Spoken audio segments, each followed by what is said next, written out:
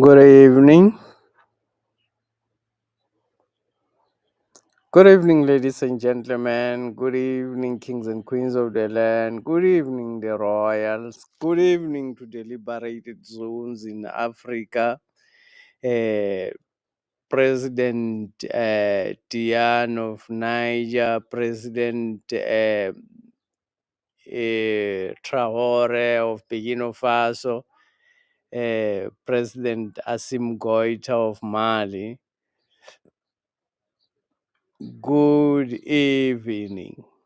Good evening to the liberated zone in South Africa, KZN. Good evening. Good evening, under the leadership of President Zuma. Good evening. My name is Mngoni Mkhonto, and this is the Royal Opinion. I wanted to go live earlier, but around 2 o'clock, actually, that's what my schedule was saying.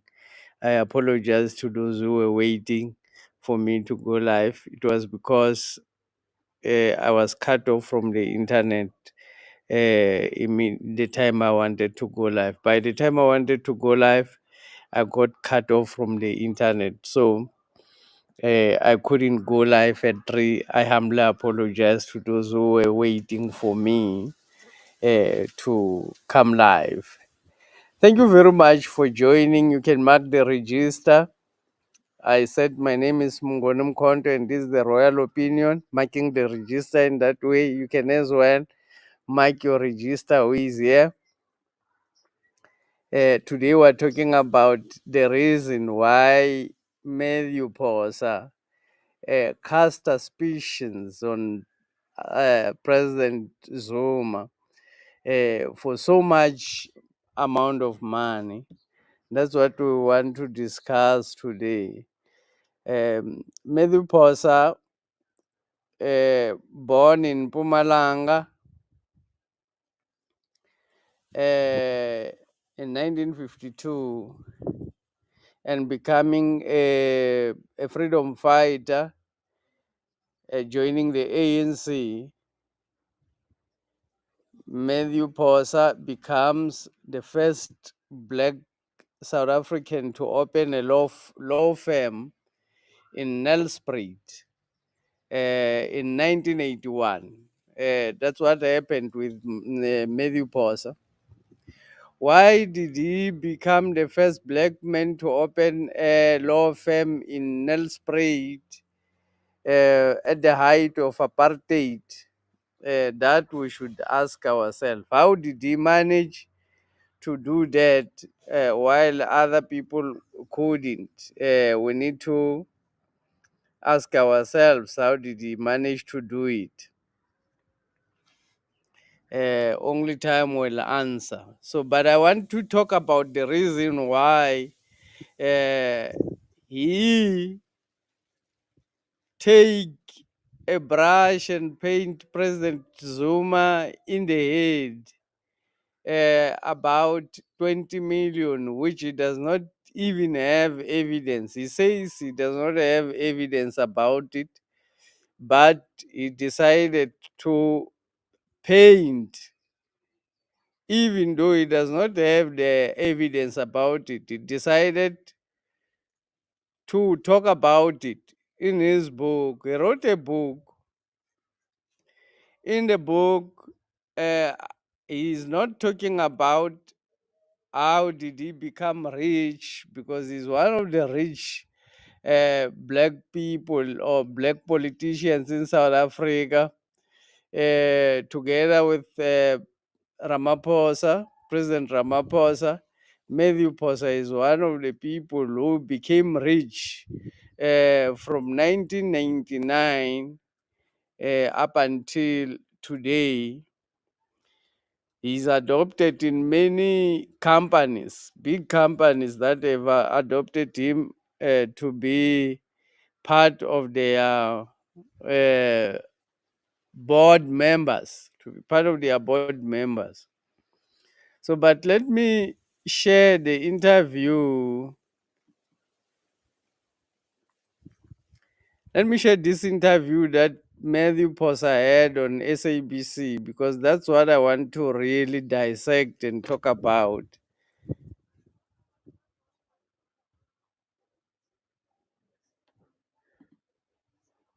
Written a book on his years as Mpumalanga Premier and ANC Treasurer General. Phosa details how former Libyan leader Muammar Gaddafi funded the ANC's election campaigns in 2009 and how the ANC was destroyed in Polokwane in 2007 and the beginning of state capture.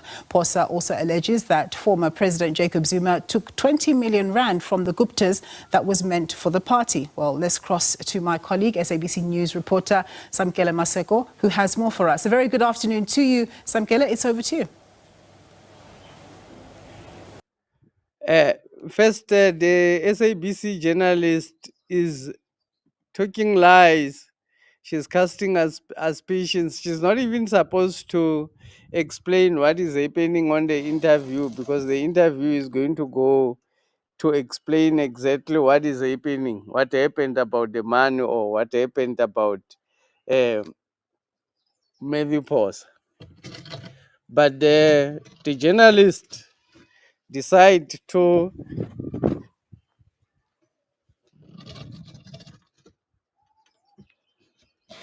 about that, trying to run away from the sun.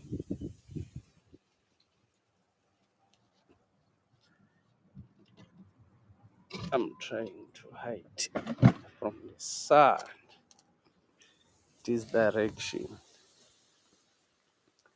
Thank you very much for your patience. Okay, let's continue and play. Thank you. Sorry for disturbing. Indeed, Nompu.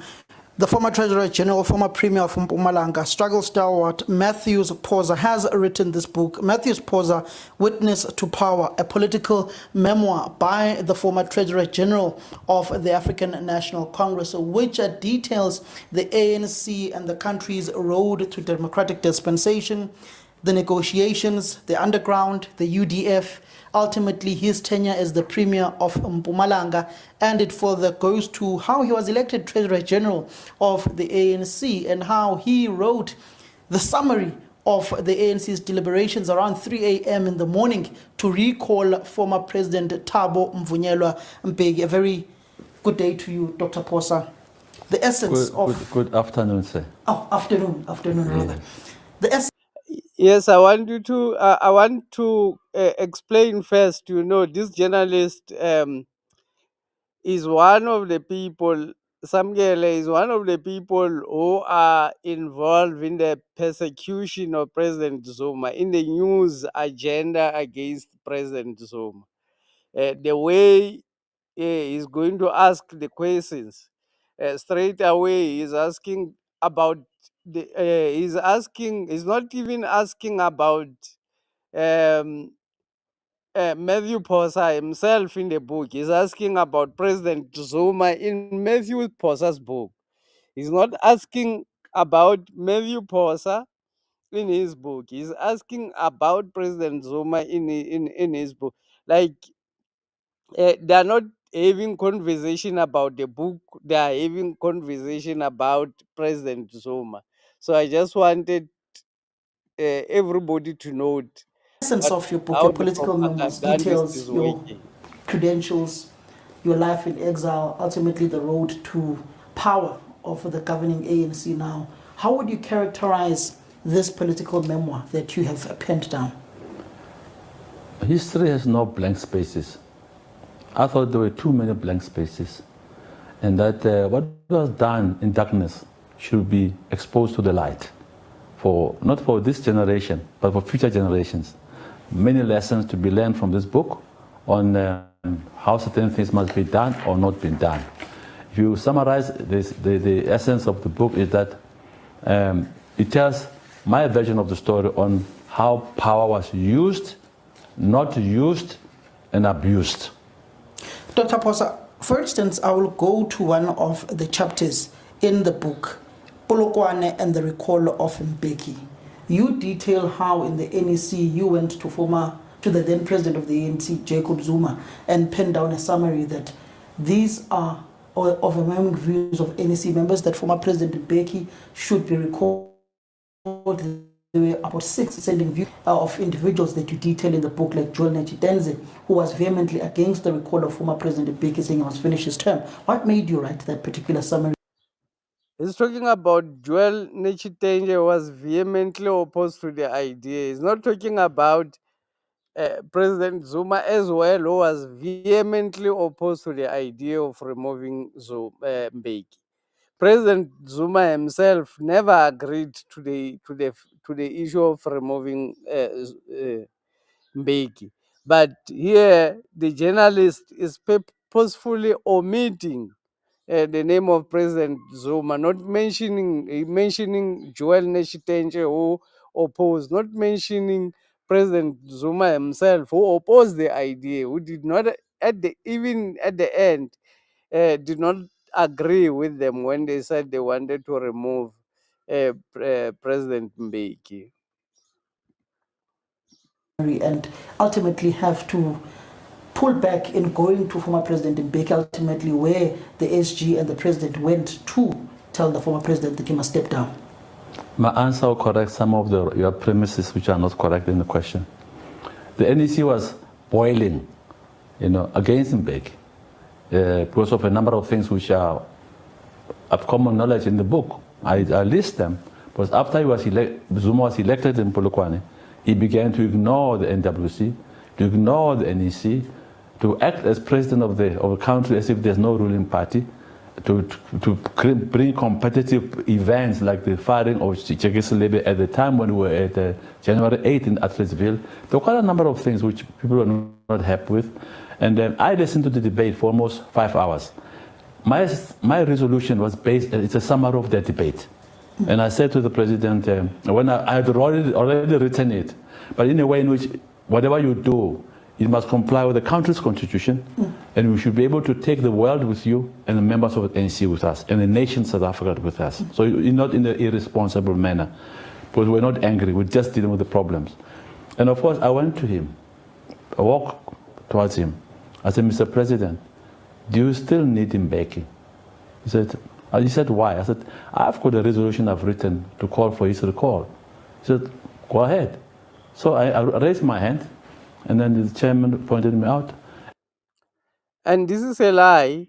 It's a lie that President Zuma said yes. He's lying because there's a lot of people who've mentioned before that President Zuma did not agree with the. So he's just lying through his teeth.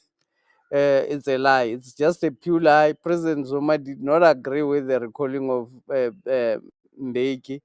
He orchestrated the recalling of President Mbeki because he wanted, for his ambitions, he wanted to put himself in a good position for the next conference where he wanted to come to be elected as the deputy president of the ANC, where he was going to compete with President Ramaphosa for the position of deputy president of the ANC. So it's a lie that President Zuma approved this. And I faced the NEC and I told them what I have, and I read it out, and they said, unanimously, we support. You can remember names of people who said, Clark Aleo.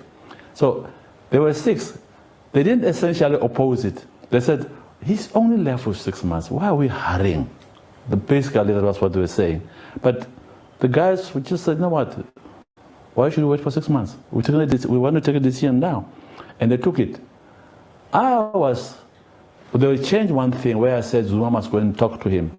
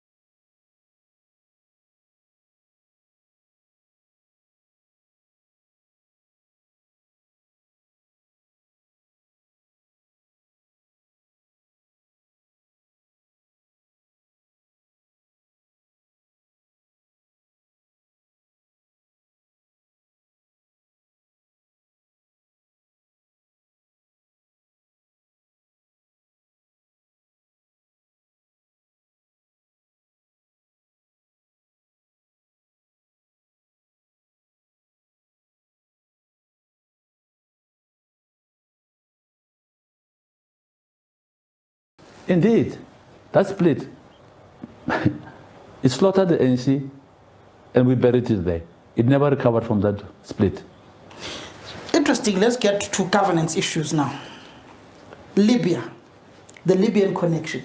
Yes. Your trip to Libya with the then president of the ANC before he took over as president of the country, and where you supposedly found the nephew of former President Jacob Zuma already in a meeting saying that he represents Denel. That would be Kulubuse Zuma. What happened? I don't think you read the book properly. I suggest you. Propaganda, propaganda, propaganda. Propaganda, propaganda. That's what he's trying to push. He only read the snippets of the book where they directed him to read the bosses or the propaganda people who are controlling him. The people on his earpiece, those people who are in his earpiece, are the ones who have directed him to read snippets of the book, not really the whole thing about the book. So Mathews Phosa is trying to reprimand him to say, you did not read the book actually. The way you are asking me questions, it's like you asking wrong questions. It's like you did You not read it properly. I never talked to him about why he was there. No. I never asked him. No. What I'm recording is what came out later. Let's talk about Libya. May the spirit of Muammar Gaddafi live long. He was just like an uncle to me. Mathews Phosa says he saw Kulubuse Zuma in Libya, and he saw him in a hotel, and he never asked him why he was there, and he never saw him in any meeting. But the journalist has already said he was there representing Denel, and that's what people will hear, and that's what people will think. That's what the journalist is actually saying. In that way, pushing the propaganda. But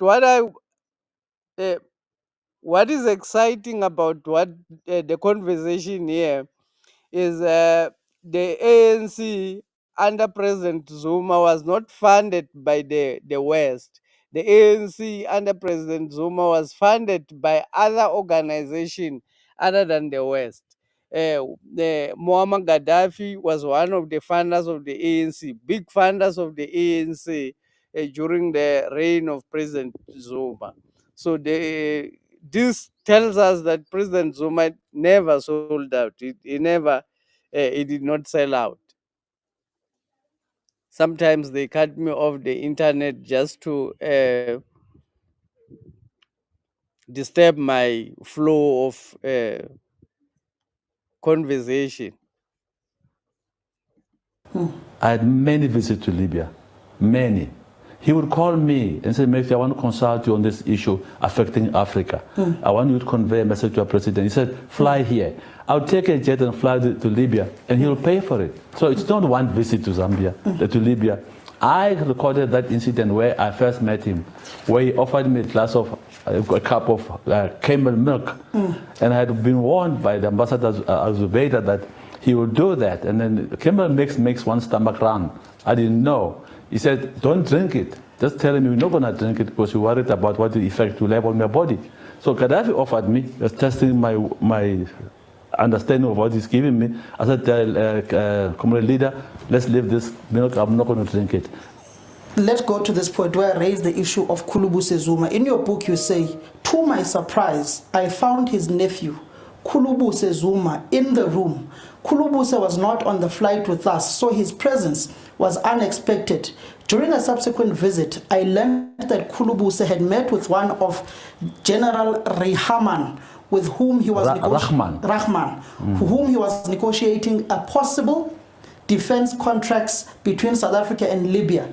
Talk in Tripoli at that stage was that Kulubuse represents state-owned arms manufacturer Denel and the South African government in the discussions. So I read the book. You don't understand the paragraph. I said I met him in a room. It's the hotel room of Zuma, not where we're with Gaddafi. Okay. So that's why you don't understand. But I feel sorry for you. You must read close to what I'm writing there. I'm very careful how, and I choose my words carefully in my writing. No, not in the meeting with Gaddafi. In his brother's room. Okay. Yeah. Then why do you allege in the book that you had heard that he was negotiating contracts if there had been no credence or substantive evidence to that particular matter? Listen, I was very connected in Libya. I knew what was going on there, even before the uprising started. And during the uprising, I was the only African who was liaising between Arab League and Gaddafi. Who was liaising between the Libyan fighting forces and Gaddafi. And then I'll report to my president, and he'll report to the African Union. I was the only one shuttling between UAE and here. So what do you expect? I knew a lot. Did Muammar Gaddafi fund the ANC campaign in 2009? Many times he funded, even before my time. Give him credit. The ANC was raising money all over. Why do you single out Gaddafi? Many heads of states funded the ANC, and there's no shame with that. We also funded other parties in Africa, but they asked for funding, you know. So what is new about that? Gaddafi just did what many others did. May his soul rest in peace. Then when we It's not talking about where the white people who funded the ANC exactly at the similar time, the Oppenheimers, the Rupert, and all these white people and white companies who funded the ANC during the same time. It's talking about Gaddafi because President Gaddafi is linked to President Zuma, as if it's wrong to be funded by President Gaddafi. It's actually good to be funded by the people from the companies from America by capital. But if you are funded by your own people, then you are not in the right track. You are not supposed to be funded by those people. Those who are funding you are supposed to be interrogated if they are not from the if they are not from the West. But all the funders, if they come from the West, no problem. We're not going to question about them. Muammar Gaddafi funded the ANC with a lot of money. Gaddafi, Libya was one of the most richest country in the world. It had no IMF debt. It was not owing to the IMF. come to this point on chapter 11, the Guptas, the allegations that you also say that former President Zuma, when you met with the Guptas seeking donations for the ANC, they had said 20 million had already given to the president of the ANC. What transpired, particularly around the fundraising of the party at that time, where all manner of allegations surfaced that ANC leaders were pocketing ANC monies that were meant for the party, not only at a national level, but from a regional, provincial, and ultimately at a national level? I don't know those allegations. In my book, I'm dealing with a specific encounter with Tony Gupta. And let's not sweep that all over the ANC. He says he does not know the allegations that President Zuma got 20 million. He's refusing. He's saying, no, I don't know, but he's painting him in his book. If you don't know, why? If he does not know that President Zuma took the 10 million or the 20 million that he's talking about, that is raising, um, if he does not know, why does he had to mention it in his book? Why does he want people to know that President Zuma may have been given 20 million without him making sure? He's a lawyer, and he knows that if he says he knows, it will put him in trouble because President Zuma may sue him if he wants, because he may want to have a proof of him giving proof of that 20 million. So it clearly says this is only for propaganda purpose. I don't know that President Zuma stole or took 20 million from the Guptas. So don't say any other thing. This is only for propaganda purposes. I'm just painting him black. I'm just painting him red, and I'm just painting corruption on him so that the propaganda that President Zuma is a corrupt and a thief in South Africa can continue, because he says himself he does not know about the allegation, but he deems it fit to mention um, uh, President the 20 million. If you don't know that he took it, why mention it? So he's only mentioning it only to dirty the name of President Zuma, and to ensure that the propaganda that President Zuma is a thief is actually perpetuated without him accounting about it. He's very, very intelligent. He's playing with words. He is careful not to own up to wrong words.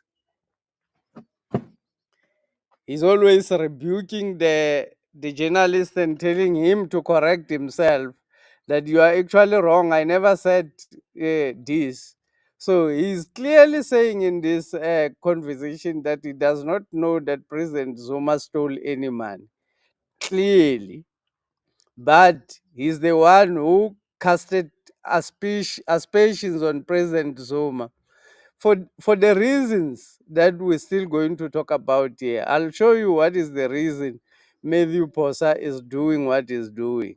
But let's listen first to this conversation. Smear it or smear its leaders. I need to defend these innocent leaders on this issue. I said to Tony in Durban, I'm raising money for the NC. Please give me some money. He laughed at me and said, Chief, forget. We gave Baba 20 million. I never asked Baba whether or not that is true, but that's what he told me in my face. So I'm not lying, I'm telling the truth. Whether you like the truth or not, and I saw one of the newspapers twisted. So he's saying Tony told him that he gave Baba 20 million. That's what he's saying. But he never bothered to go and ask President Zuma, where's the 20 million? He's a treasurer. He was the Treasurer General at that time. He was the one who was responsible for fundraising. If somebody says, if you say, I'm looking for money, and then they tell you, I gave money to this guy, why can't you go and ask him, where's the money? Because we need the money in the ANC. I'm actually raising this money for the ANC.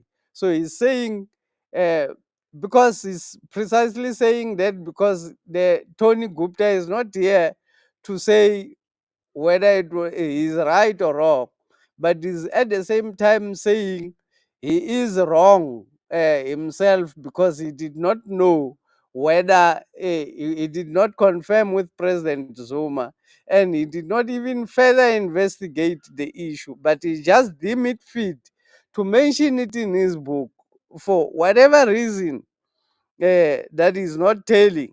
He's deeming it fit to mention that those people said they gave Baba 20 million without him investigating whether indeed they gave the 20 million to President Zuma. Uh, he, he mentions it in his book. And said, I said Zuma got 20 million and pocketed it. Read my book. There's no such a thing. Then where did the money that Tony Gupta says he had already given your president 20 million to, did you ever receive it as the? But I never received it. That's why I was asking money from him. Obviously, if I received it, I would not ask him for money. I would have told him, Tony, thank you for the 20 million. But I didn't receive it. So I don't know what time he gave it to Zuma. Zuma is entitled to deny that Tony gave him the money, logically speaking. But Tony said what he said. Then where is the money? Have you ever investigated? No, I didn't. I as a Treasurer General had I raised a lot of money, billions. So I couldn't have been chasing 20 million. I raised billions. It's on the record in the ANC. So sure, forget about 20 million, it's a lot of money. Why do you see it fit now to mention 20 million while you did not see it fit the time you were in the ANC, the time you were raising it? You did not see it fit to raise it. Now, why do you deem it fit now to reveal that President Zuma, that Tony Gupta, not President Zuma, that Tony Gupta said he gave Baba 20 million, which you never bothered to confirm whether I received it or not. But now you're coming into the public talking about President Zuma having received some money from crime proceeds, as casting aspersions, making his name, defaming his name in a legal way, making sure that he's safe from the legal actions. That's why he says President Zuma has got a right to deny this issue if he did not receive the 20 million. Because he knows President Zuma did not receive any 20 million. He knows exactly. So he's got other agendas. The reason why he's doing this, it's for other agendas that I'm trying to find the right kind of angle.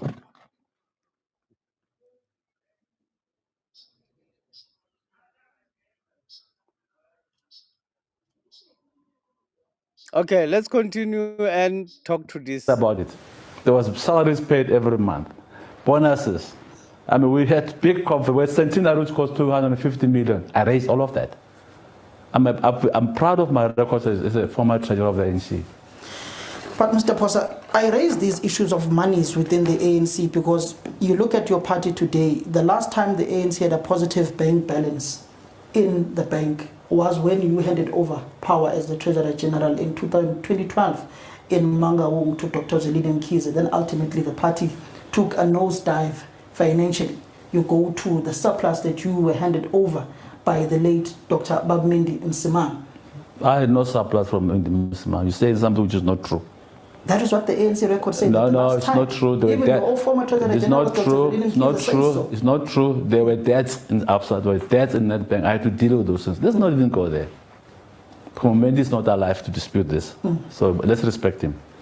Ultimately, when you look at these allegations of these monies and what has surfaced, particularly in other provinces, where even the diagnostic report of the Secretary General, former Secretary General of the ANC, Gwede Mantashe, he speaks of these alien forms of monies within the African National Congress, the fundraising that takes place, and those monies ultimately don't get to the ANC. How can the ANC, in the advice that you give, better manage its finances going into the future?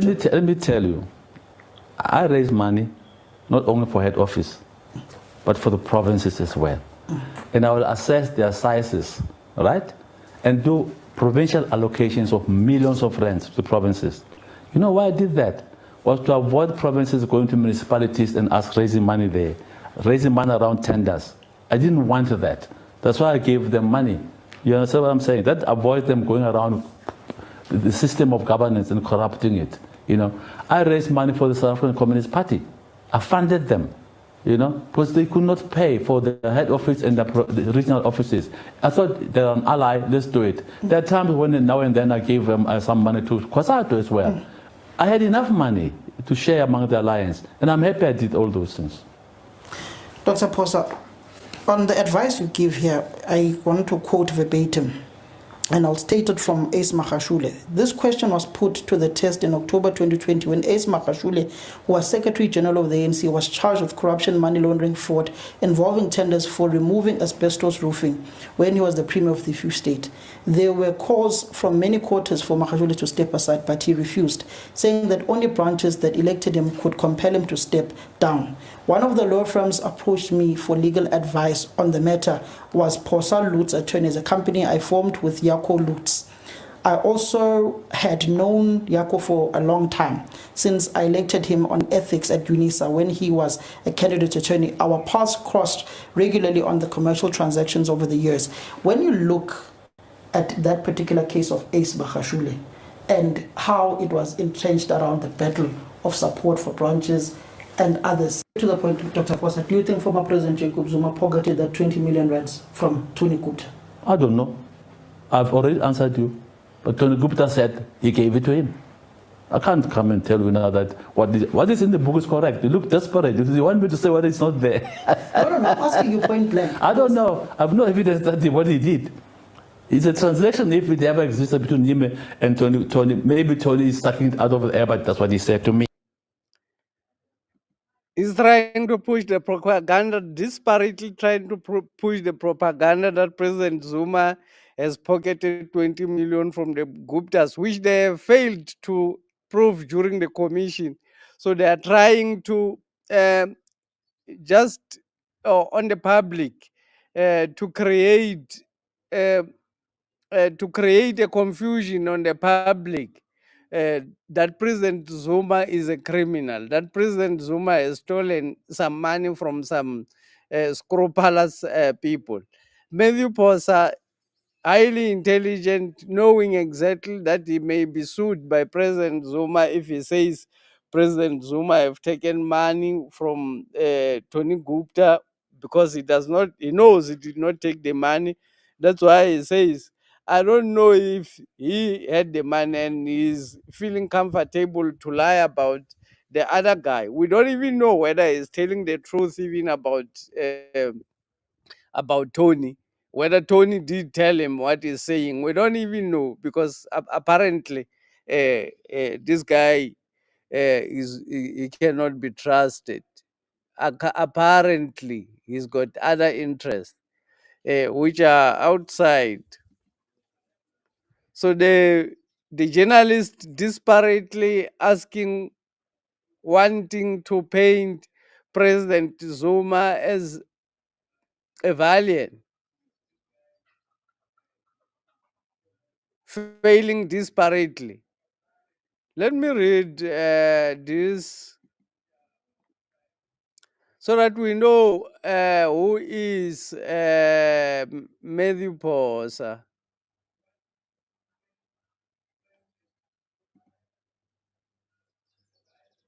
Wanted to.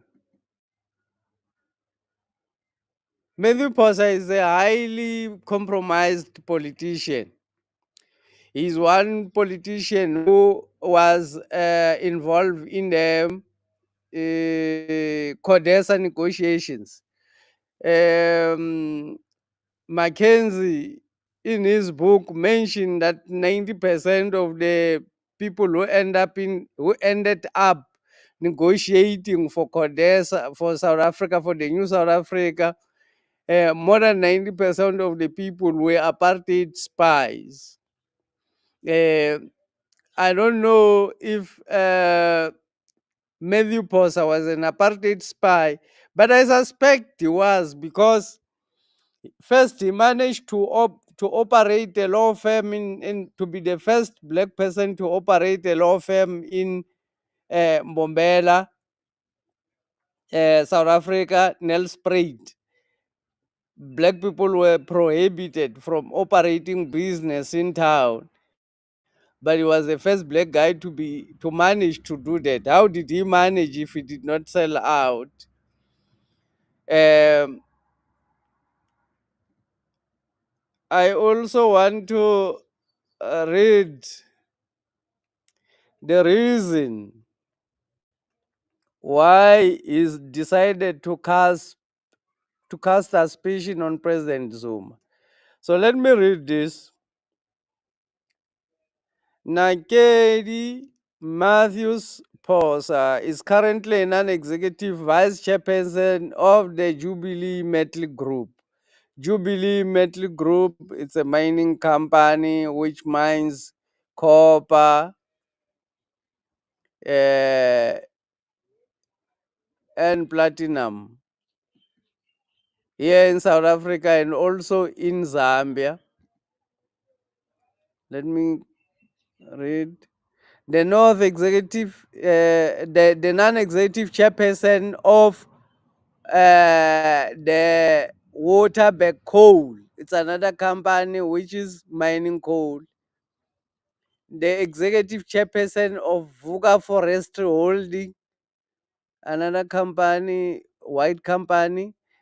All of these companies that I'm reading here are actually white companies, including his own companies. He's together with white people in almost all of his companies.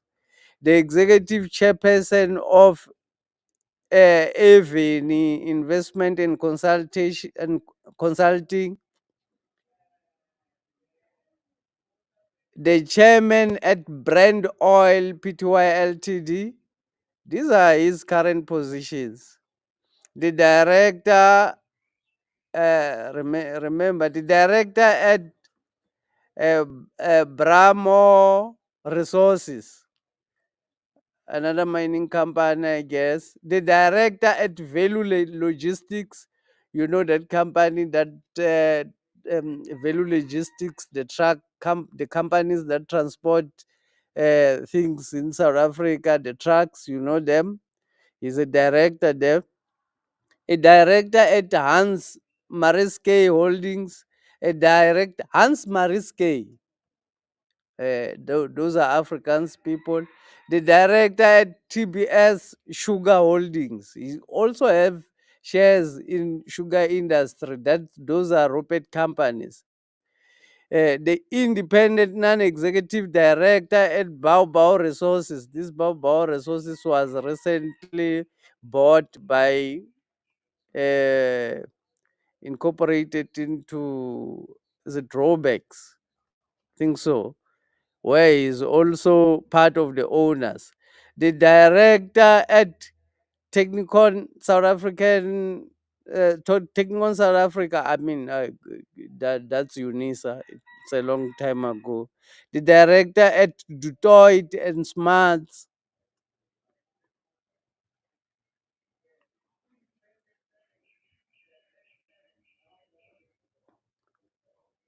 Previously served as the chairperson of the Olympics, the independent non-director chairperson of the.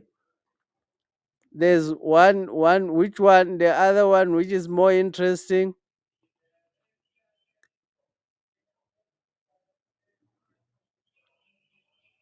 He's actually an Afrikaans poet.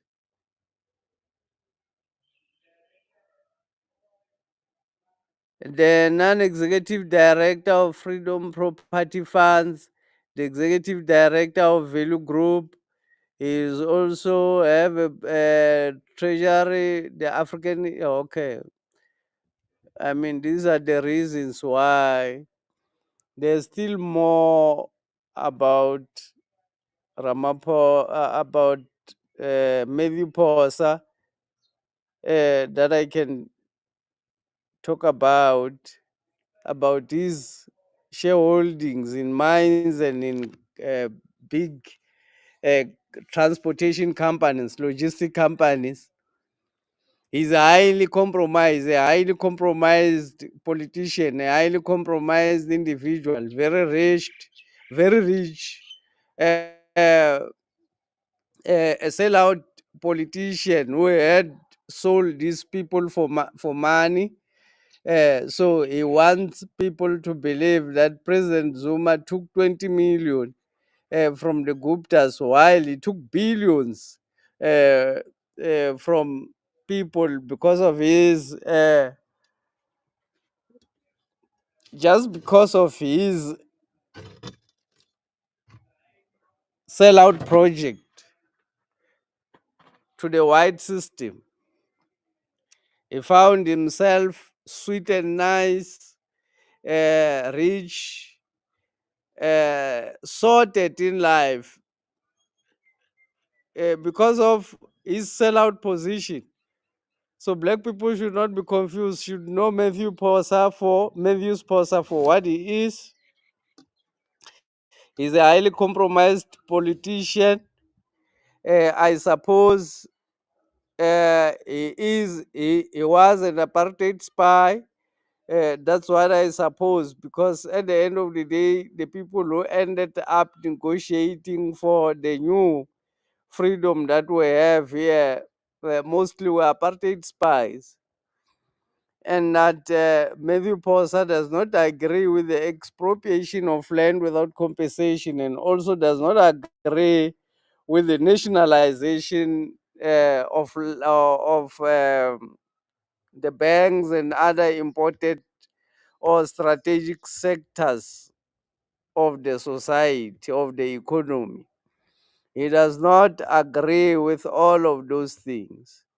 So the reason he does not agree is not because uh, he his love for black people says he should not agree, but because his compromised position of, like, even now he did not want to go and campaign for the ANC, but he had to go and campaign when Stellenbosch called him out to go and campaign in Mpumalanga. A lot of these leaders were decided to uh, mm, uh, not campaign for the ANC. So, but they were threatened about their shares, their interest, where they have the money. They were threatened, and then they started to go back and campaign. So I suppose even Mathews Phosa's book, the one that he wrote only to cast aspersions on President Zuma, I suppose how he managed to direct so much position while South Africans have no work. I don't trust his position. Like, how do you? Is he the only person? Is he the only politician? We've got Moses Kakane, who is a lawyer as well in South Africa, who does not have all of those directorship. Why not share with him? Why not share with other black lawyers if they want lawyers? Why not share with other black lawyers all this directorship? No, they can't share with everybody because this is about selling out black people. So he goes out to dirty the name of President Zuma to continue the selling out project of black people. Mathews Phosa should really be ashamed of himself. He should be ashamed, even though he tries. In actual fact, is just defending himself when he correct the journalist to say, no, you are wrong about what you are saying about President Zuma. I'm not saying President Zuma took any money. I'm just I listen. I'm just painting him black. I'm not saying he took any money. I'm just suggesting that he may have got money because somebody else suggested that he may have got money. So I'm just taking that suggestion as well. Now I want to push it so that everybody knows that this suggestion exists. What kind of behavior is that? What kind of behavior is that from Mathews Phosa? He should really be ashamed of himself. He should really be ashamed of his selling out attitude. Knowing exactly what the damage that the book is going to do to the name of President Zuma, he mentioned it without evidence. He continues to mention that President Zuma received 20 million without any evidence, knowing the damage it's going to do to President Zuma. But, well, they have failed. The propaganda have never worked against President Zuma before. The propaganda will not work against President Zuma at the moment. President Zuma is mobilizing South Africa. The global coup d'etat will not succeed.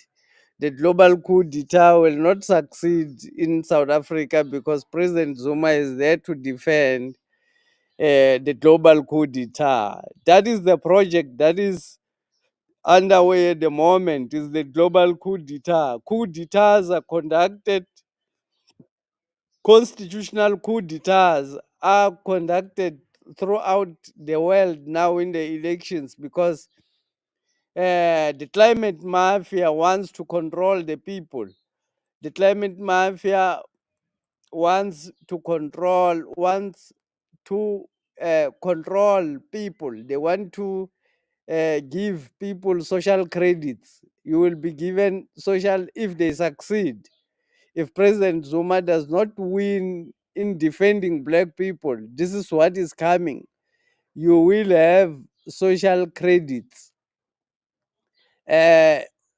When they want to base it around the climate change. Climate change, it's a hoax. It's a propaganda. Climate change, it's a propaganda. Climate change has been happening since the beginning of the universe. Climate has been changing since the beginning of the universe. So it's a lie that human beings have got impact on the change of the climate, in climate change. The planet went extinct. This planet Earth, was vacated 6 times before because of climate. Planet Earth, has been vacated 6 times before because of climate change, which had got nothing to do with emissions and all those things. So this is just a propaganda which they want to use to control people. They are coming to give you social credits. You are under digital control as long as they have they take as long as they manage the global coup d'etat, uh, as long as they manage to implement that project in full, then everybody in the world is in their control. Everybody is on camera, and everybody is a digital being. That is what they want to do with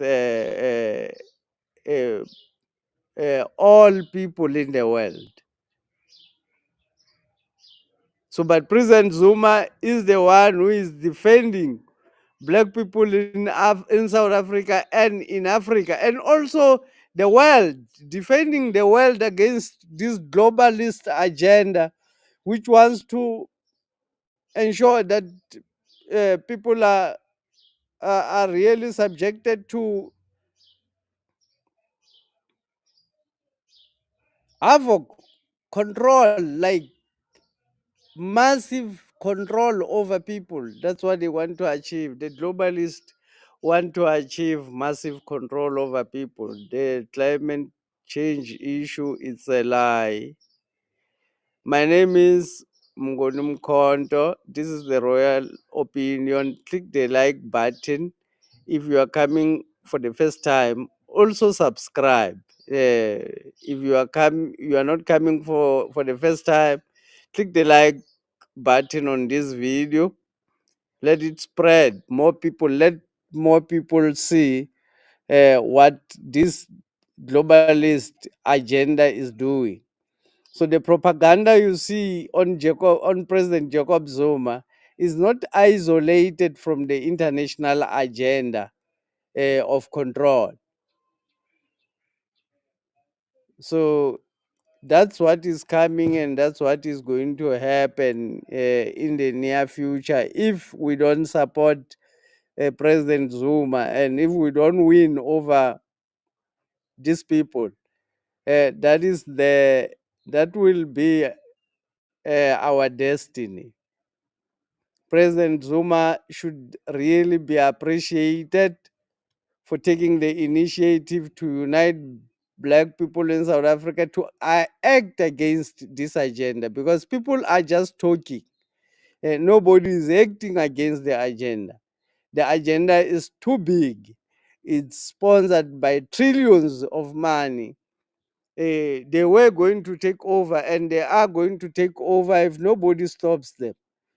President Zuma, knowing their agenda and fighting it with the truth, we have to appreciate President Jacob Zuma.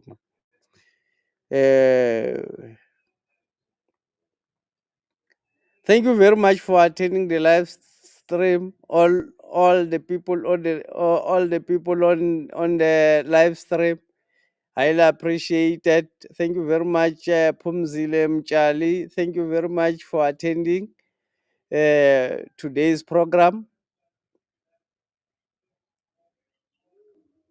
we're going to end this live stream here, but let everybody share this knowledge. Let everybody know what is really happening. Let everybody know the agenda against President Zuma. Let everybody know the agenda against black people and also white people, because the globalist agenda is not about black or white. It's about people. It's not even about Indian. What is the globalist agenda? It's about controlling everybody, black and white. Though black people will be in the lower end of the spectrum, but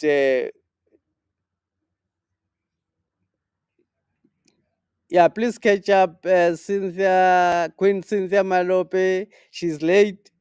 Catch up because there's a lot of information that and in actual fact, the very important information. It's what I actually squeezed in the last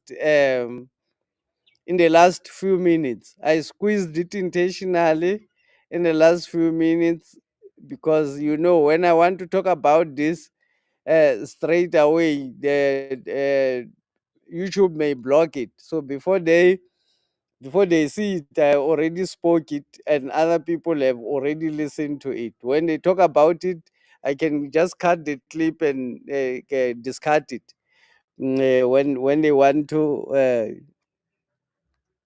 sabotage me for the clip. So the globalist. Thank you very much, Cynthia, for joining. You are late, of course. This is the end of the live stream. Thank you, everybody, for coming, for joining. I've already said it's the end many times. Thank you very much.